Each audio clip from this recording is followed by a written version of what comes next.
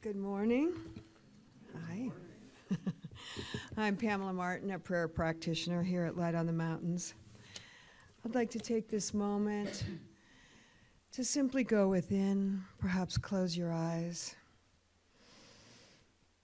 and go to that quiet place, that deeper place where spirit is acknowledged. We know that spirit is the source of our intuition. It is our guidance. It is our wholeness, our love.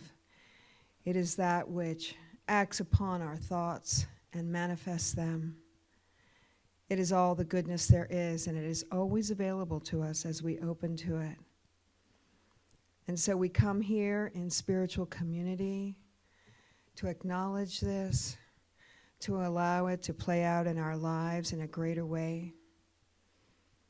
And I am so grateful for this opportunity to be here, for all of the people that make it so, for the people who some 25 years ago or so dreamed of this sanctuary, Reverend Barbara Grabowski and Bob Grabowski, to name a few, who visualized it and helped manifest it, for Reverend John, who has been with us for so long, giving us a message every week that we dearly appreciate. And all of the many volunteers, the council people, RL, and all of his wonderful musicians, like today, who come and lift our spirits. We are grateful for all of this and for this perfect day and for this perfect message. And so together we say, and so it is.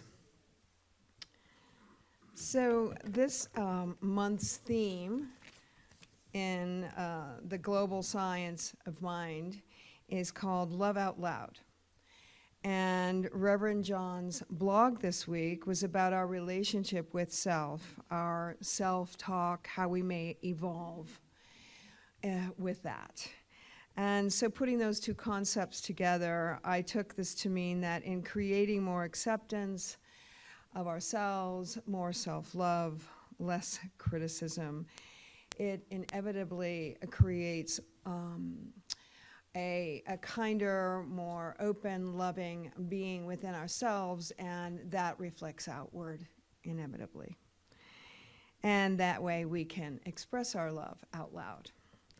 So I started with a passage referenced in this month's United Centers for Spiritual Living in the Big Book, Science of Mind, as you may know. So this is what was referenced in relation to the concept of loving out loud. And also, as you may know, Ernest Holmes looked to many philosophies and religions and creating his own philosophy, and he garnered spiritual truths from many areas and found the commonalities in them and sought to put them together in his own philosophy. And in this particular reading, this part of this reading is from the New Testament, from Romans in the New Testament. Nothing can keep us from the love of God. What a comfort. What a joy to know that all is well with the soul. What untold sufferings we have had because of our doubts and fears. Let us honor God more and man less. Let us seek within for the cause. It can be found in no other place. There is nothing that can keep us from this inner vision of eternal reality. Now it is high time to wake out of sleep. The belief in a life apart from good is a dream from which we must awake if we are to taste the waters of reality, which flow from the source of life. This awakening is a process of evolution, a little here and a little there, until the whole eye is opened and we see that life is neither separate from God nor different from good. Life is God, and good is the only power there is or can be. And then a brief affirmative prayer from Ernest Holmes. From our favorite book, this thing called You.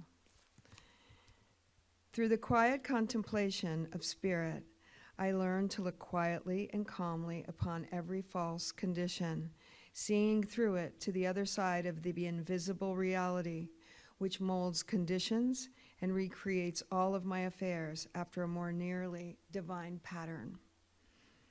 With spiritual vision, I can dissipate the obstruction, remove the obstacle, dissolve the wrong condition. Every thought of fear or limitation is removed from my consciousness. I know there is something at the center of my being which is absolutely certain of itself. It has complete assurance, and it gives me complete assurance that all is well. I know that this consciousness of reality is a supply for my every need, physical, mental, or spiritual, and I accept that supply in deepest gratitude. And so, we're going to read from this month's affirmation, and this page, affirmation for September. We'll read it together.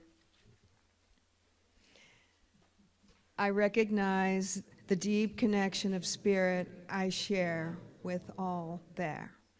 This connection is one of great joy, trust, and unconditional love. Thank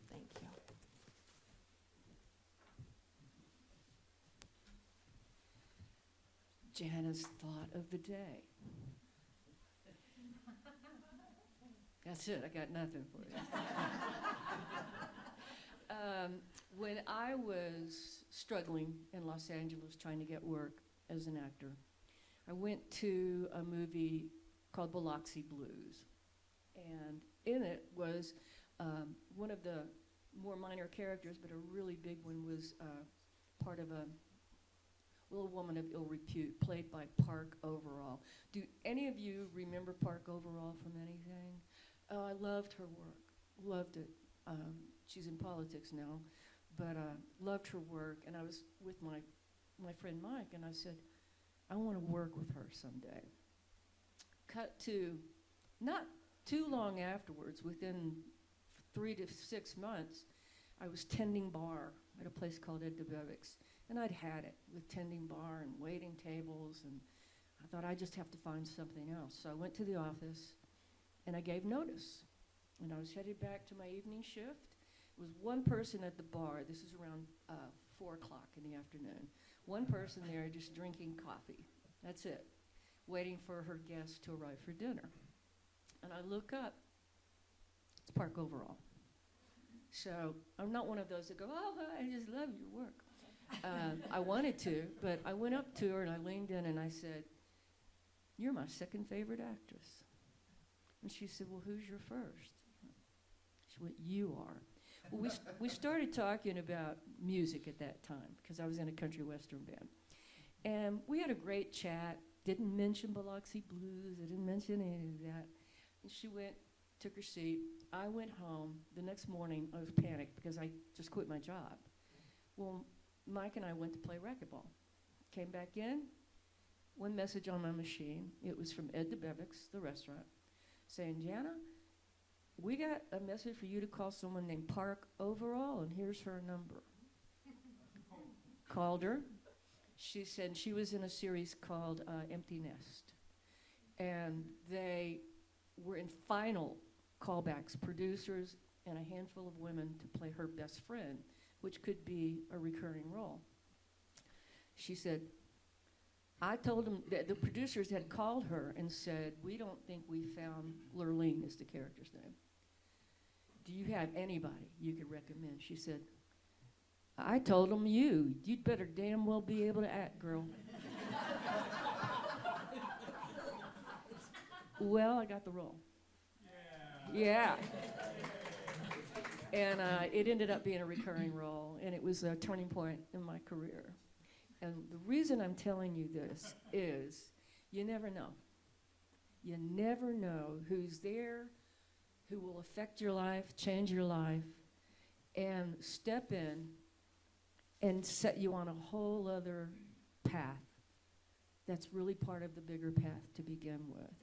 So I am eternally grateful to Park and same kind of situation got me here with you all. So let's just remember, when you least expect it, something miraculous could happen. So nice to see you guys this morning. Gosh, who knew people would be here on Labor Day? And I want to acknowledge everyone at home. What you probably don't realize here is that we have 2 to 3 times as many people at home as we do in person. So I want to acknowledge all of you, and I think part of what we're going to talk about as we talk about making connections is how can we make a more visible connection with all of you at home.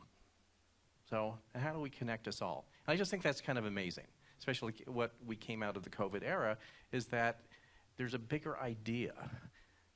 And a lot of our bigger idea is choosing to be at home, but you're here at the same time. So isn't that interesting? So I am going to start off reading a redacted version of an article you may have read already. That's on Eye on LA. Oh, not Eye on LA, the wrong part of my life. Eye on the Valley. There was an Eye on LA, wasn't there? It's an eye on something. That's local. It's a local eye. So anyway, it says Joey Barr spent his childhood battling a heart murmur and leukemia. But even as he overcame those, he was confronted with the constant refrain of "you can't" from peers and others due to Down syndrome.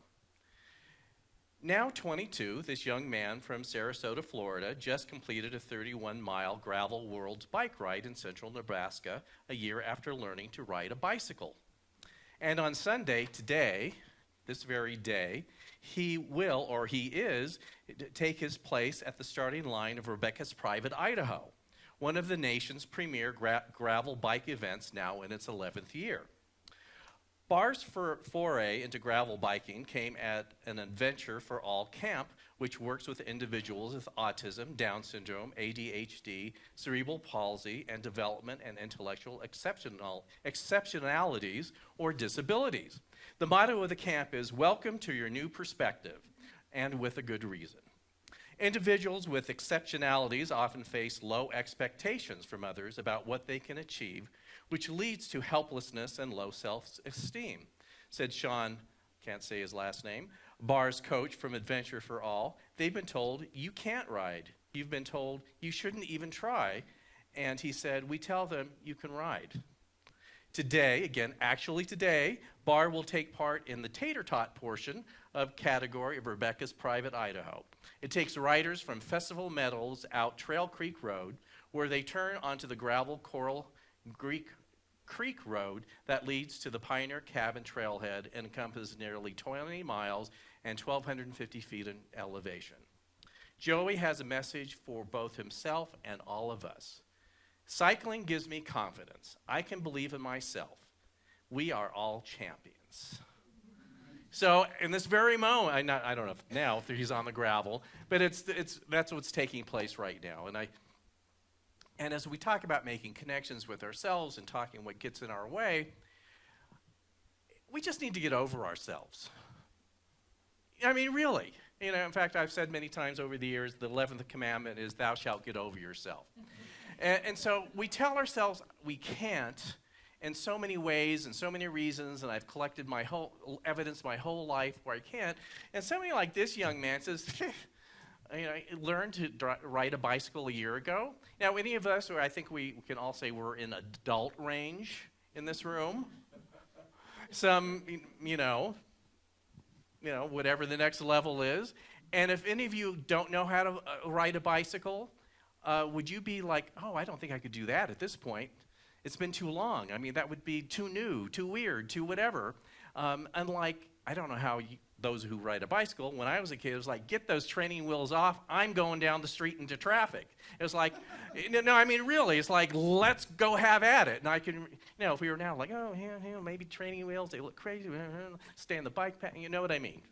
So what do we have that's exceptional that we don't give ourselves credit for? And even on the same theme, several years ago, when I was in Los Angeles, a coworker had a 10-year-old daughter who had Down syndrome. And she had a surprise pregnancy. Of course, knowing biology, I don't know why it was a surprise, but she had a pregnancy that was not anticipated. And so many of our customers would slyly ask her the question, well, are you going to have your fetus, looked into to see what's up? With the thing meaning that you wouldn't want another Down syndrome child, would you? And her answer was, says, my child is the most amazing and interesting person I know. I would welcome another Down syndrome child. I mean, that would almost be my preference because she is so amazing. And if you know anyone or have met Down syndrome people, often they have this presence in life that again makes you think, why haven't I gotten over myself? So keep that in mind as we talk about making connections with ourself, or we look at self-healing, which basically healing to me is reconnecting that connection with the divine, with spirit. We can never be disconnected, but we have talked ourselves into being disconnected. When we think of healing, we may think, because as human beings, we're looking to better our physical selves, we confuse healing with cures. They're not the same. Of course, if you're hurting or if you have a life-threatening disease, you're all about the cure. I know I am. A few weeks ago, I had a toothache. I wanted it gone. I'm popping Advil until I can get to the dentist. I'm really invested like anyone else. I'm not going to say I am so above a cure. But it is different than a healing. Healing starts from within, and it does lead out into your physical life on different levels, and sometimes you experience the thing that we would really like as human beings and the cure, but healing is something deeper.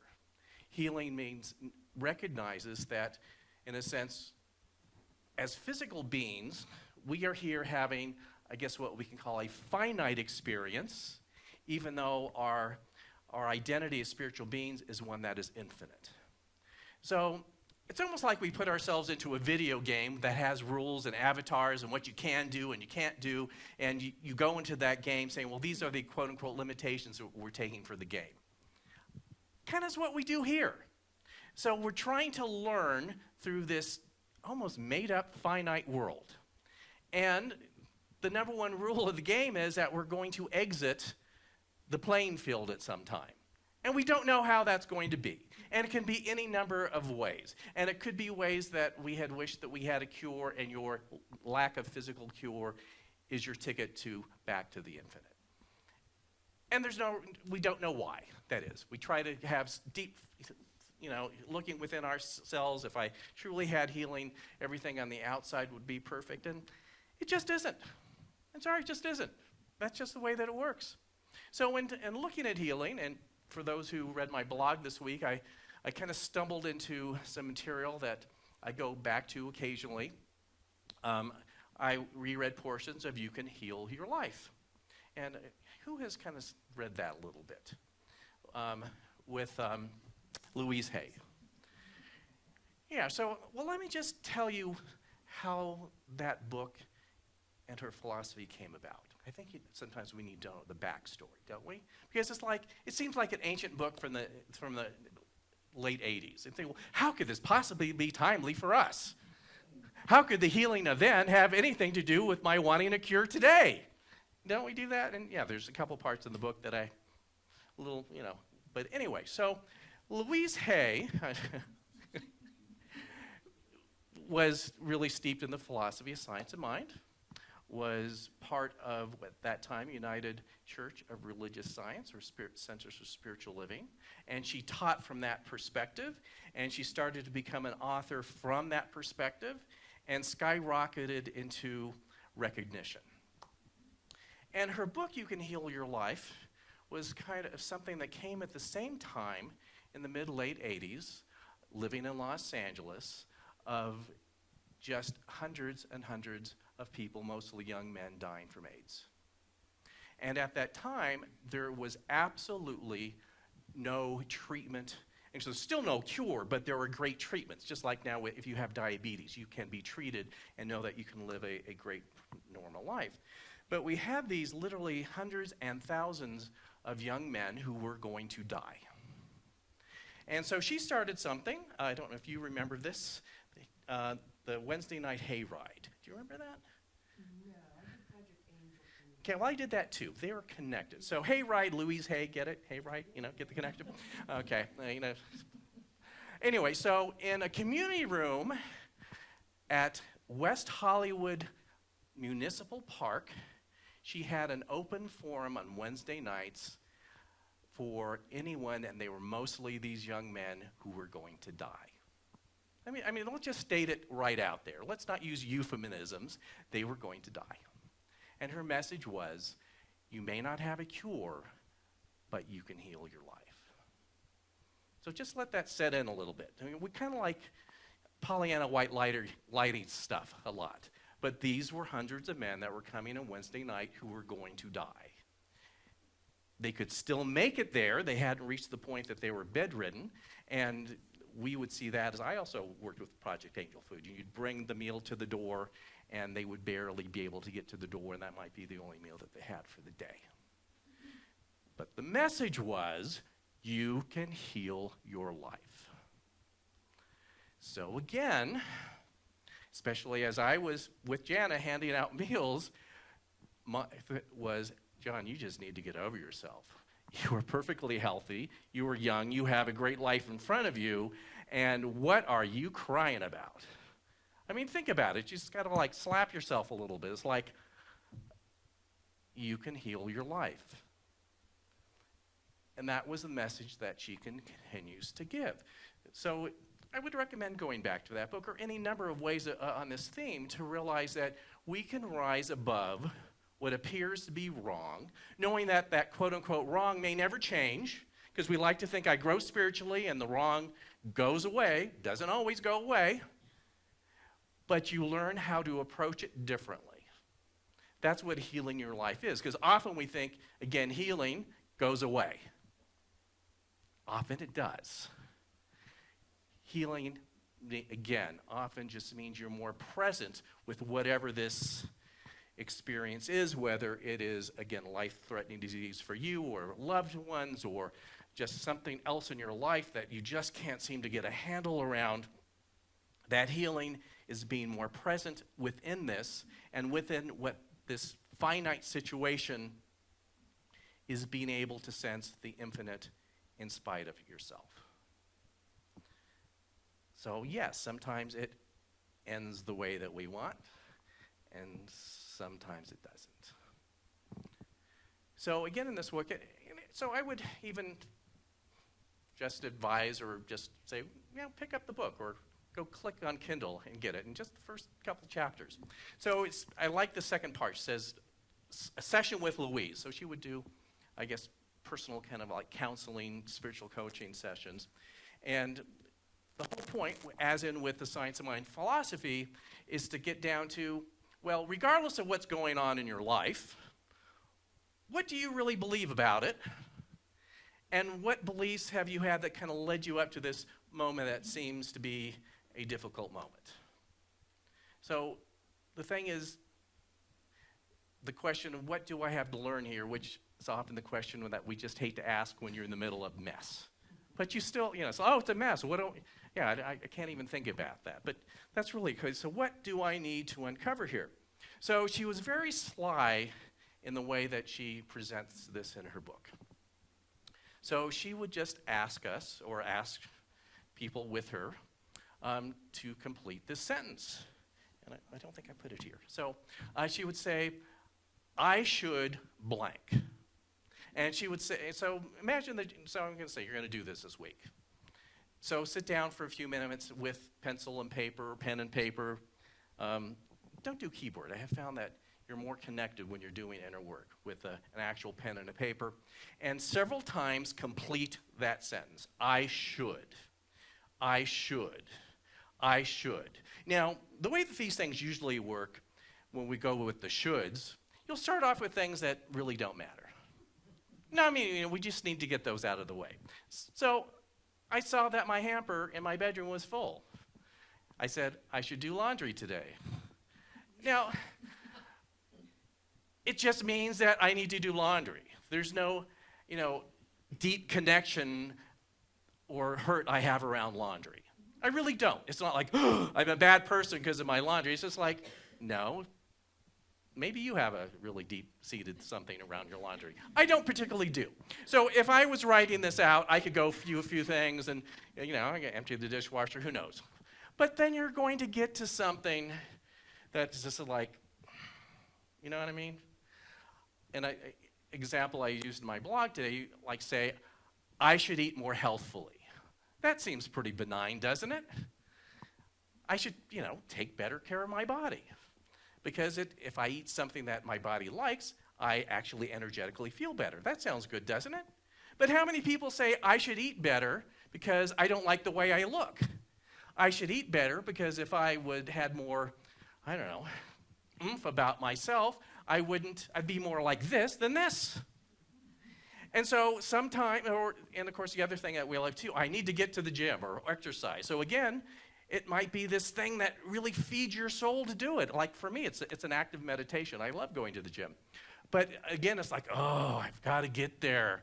Oh, I'm just this terrible person that I'm just taking poor care of myself. And people would like me more if I trim down a little. You know what I'm talking about. That self-talk around something to just say I should go to the gym or should eat better, that it might have a depth of things that we have connected to it that someone else may not.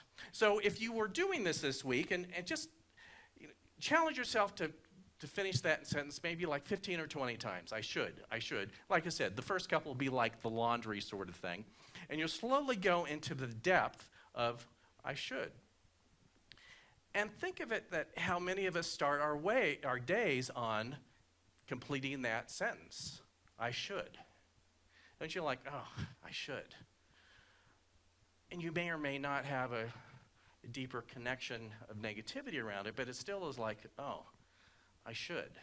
Like, oh, it's 8 o'clock. I'm looking at my should list, and it's like, oh, I wish it was 5 o'clock. That you may have any number of odd connections with that. And within this, Louise says the next question, which we've started to talk about, is to ask yourself, okay, I should do the laundry, or I should eat better. Ask yourself why, and that will get you to the point of, is it something that you have a negative belief surrounding, or is it just something like, I kind of prefer not to do it, but we do it anyway? So it's just to think, okay, why should you do this? Well, my mother always told me I should do this. And of course, once we get into parental relationships, we've got all day with that we can talk about this, right? So to think, well, why do I think I should do this? Is it valid that I should do this? I mean, just to really look at that. And again, when I say the why, so maybe I am doing it seemingly like just because, is there some odd belief or negative self-deprecating belief that has led me to do this? And just think, just say in your mind, I should. It just has kind of a weird, squishy energy around it. At least I think it is. Like, I should. It's like, and especially, this is even better when someone says, John, you really should. And now we're off to the races because, I can take the opportunity to bring myself down, but you can support me in that now. Isn't that interesting? So it's just like, I like batten down the hatches when someone says, especially in, as quote unquote the minister, John, as a minister, you really should. It's like, okay, so we have shoulds coming all around us. So in her book, she's asking us to go beyond that. And yeah, there are some things, quote unquote, we should and need to do. I need to change the oil in my car. I need to, just things like that. But as we're looking, okay, how can I heal my life now? So I've found my 3 culprits of shoulds. And I'm kind of like, okay, I kind of know what's connected to them, kind of. And I hate that energy. So nothing like a negative affirmation. I should. You want to really feel bad? Go do your I shoulds for 10 or 20 minutes. You'll feel terrible for the whole day. But let's do something else. So let's just agree that you can feel terrible if you do that and let's just not do it instead. We've all done it already, so we don't have to prove it. We've proved it scientifically, that it's repeatable, that if we stay in our shoulds enough time, we will feel terrible. So let's do something different.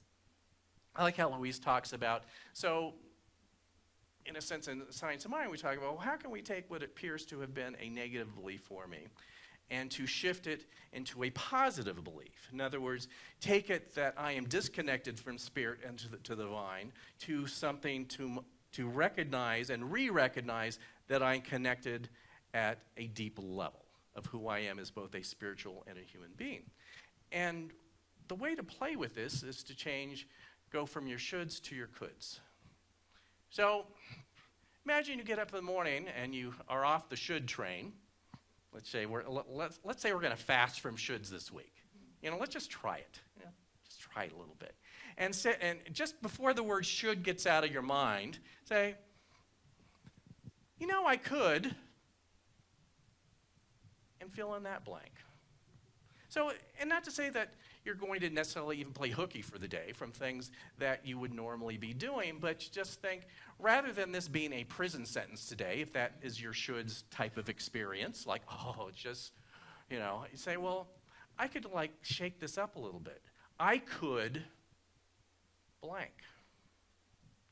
And you might do many of the same tasks that you had planned to do already, but in a different state of consciousness. I mean, just think about it. It's all about a different way of being. And then back to healing your life is, in a sense, showing up differently and more consciously connected to spirit. And to say that I'm not really excited about doing this thing, but I could make it different. Just making that statement will make it different. As I was thinking this morning, we have been, I think, socialized, many of us, that you've got to get the shoulds out of the way before you can even talk about coulds. Haven't you noticed that? You have to do everything that's painful and terrible before you can get to something you want. Haven't we, a lot of us, been kind of raised with that? So here's kind of, I think that many of us is like, you can't have dessert until you eat those nasty canned green beans that nobody likes. Isn't that like, I don't know what parents serve their kids now, but what was it in the 60s that canned vegetables were at every meal? Nobody liked it. They were tasteless. I don't care how much butter you put on it. They were terrible. And they had no nutritional value as well. So shoulds are made up. The value of canned green beans are made up. So don't eat them. I mean, really, don't eat them. The only time we eat them is at Thanksgiving when we put enough mushroom soup and fried onions on it that you can't even recognize the green beans. That's what it takes to make a green bean taste good. That's way too much effort. So you think, but I should open that nasty can. And actually, canned carrots are worse, aren't they? Aren't they just the worst thing ever? Oh my God, they're terrible. Why would anyone eat them? Somebody must, because they still sell them. But we have convinced ourselves that we should eat this terrible thing before I can even contemplate eating something that I would prefer. Isn't that kind of messed up? I mean, really, and don't you have a little bit of that lurking around in your consciousness now? That you think, gee, I should really have this cookie. Oh, but I haven't eaten anything that's healthful for me yet. Have the cookie. I mean, just do it. Have the cookie. Get it out of the way. Just get it out of the way. We can think about something that might be less sugar later on. But just, rather than obsess over the cookie, just eat the cookie. Just eat it. Just do it.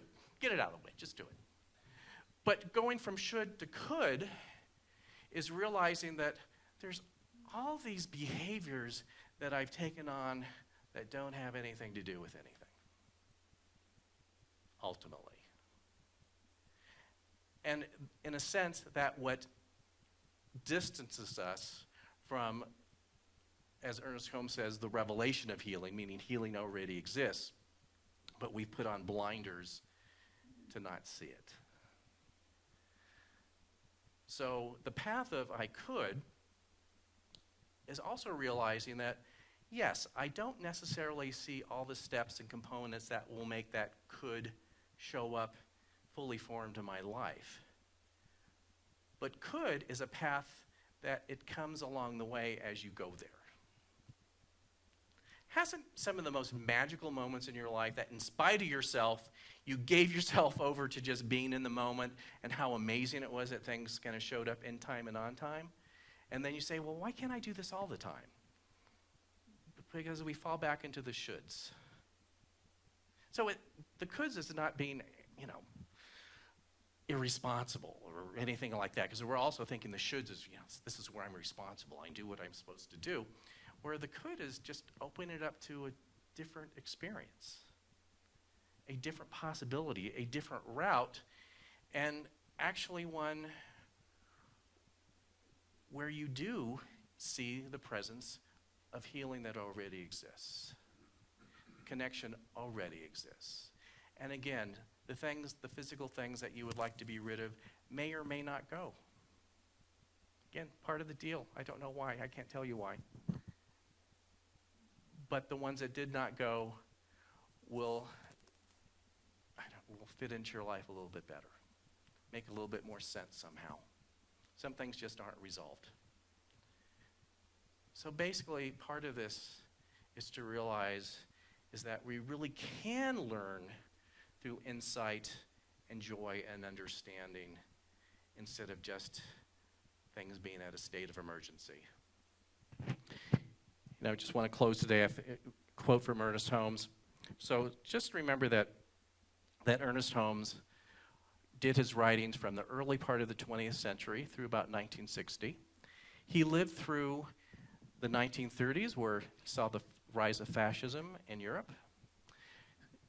Lived also through the devastation of World War I and World War II, and then the Korean War. I mean, it's hard.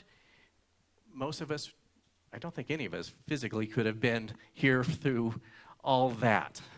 And just imagine what that would weigh on you. But he said, the world is beginning to realize that it has learned all it should through suffering and pain.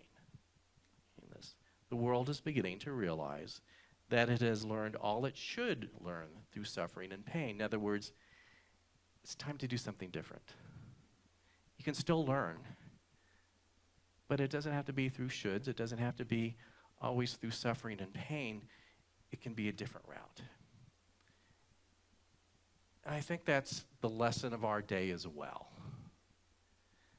The false belief or picture is like this is all crazy and going nuts, and you say, I can learn through this, but we can transition to something else.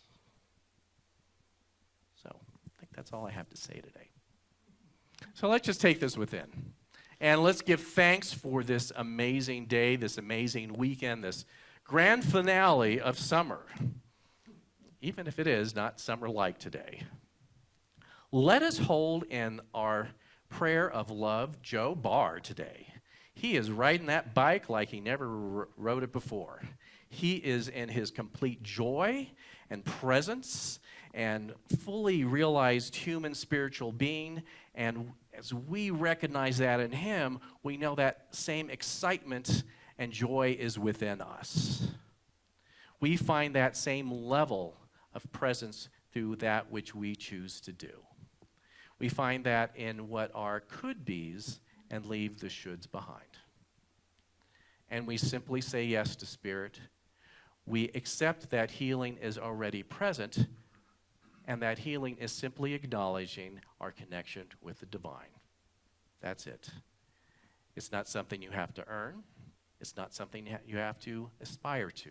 It just is. So we let that thought lead us through this week, through our lives, and in this we give great thanks, joyously express our thanksgiving and all that we experience and are. And in this expression of thanksgiving and say, yes, we release it into the heart and spirit of the divine, knowing that as we truly let go of something, it comes back to us in amazing ways. And so it is.